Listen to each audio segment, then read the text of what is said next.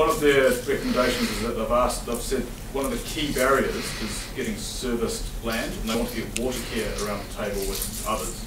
Can we see something from this government on that? Does that sound plausible to you?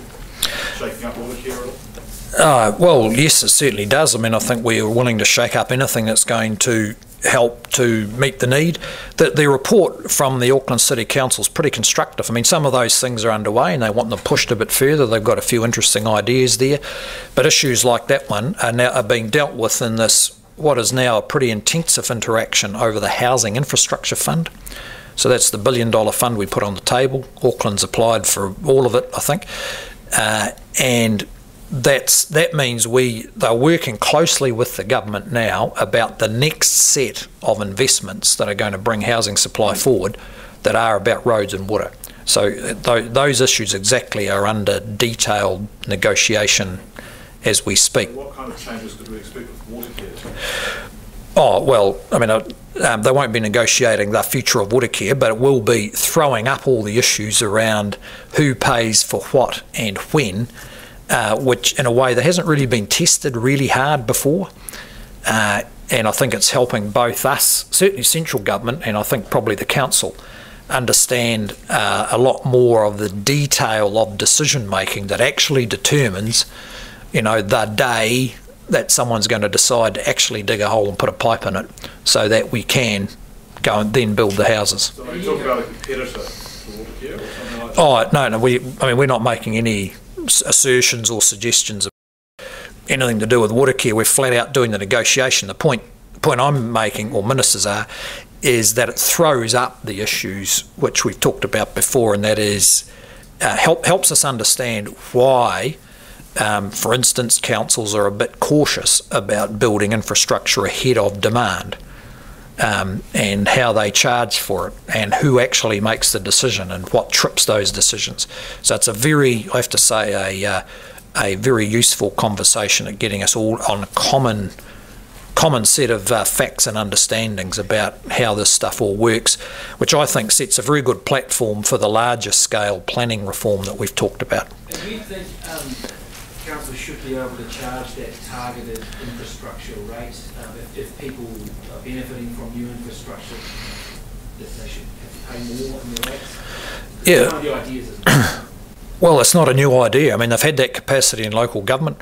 It's been there for years. I can recall as a local MP in Southland getting involved in, arguments over water, flood protection schemes that involve targeted rates where those who benefit from the flood protection scheme pay a higher rate directly connected to the costs of that scheme.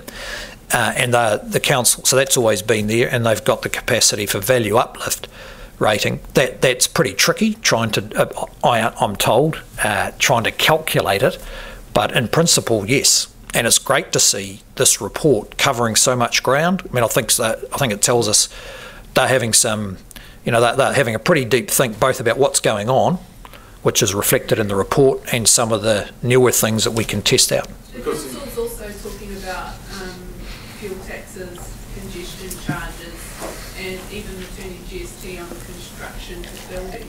Are any of those solutions palatable? Well, last week we announced terms of reference jointly around transport pricing, with a timeline there, so we're on the same page, I think, on that one. We haven't changed our view about GST sharing or whatever other sources of revenue that they've talked about.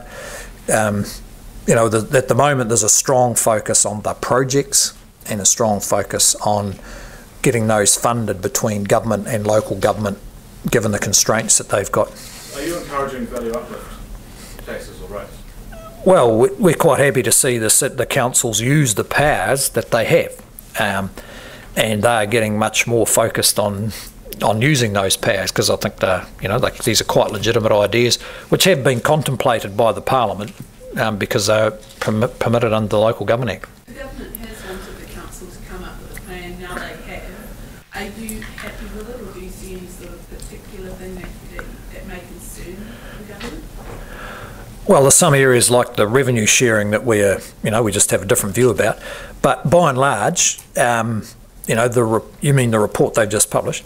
Yeah, look, it's addressing all the right kind of issues, and quite a number of the things they've proposed are underway. Some of them, would have in the past been regarded as pretty controversial, but I think now everyone would see as the kind of issues you need to dig into to make all this process work. So we're happy to work along with them, because most of it would be strong overlap with central government. And what's your concern around revenue share? Oh, just that we haven't seen any serious proposal for the kind of model. And in any case, the most important thing is what you use the revenue for.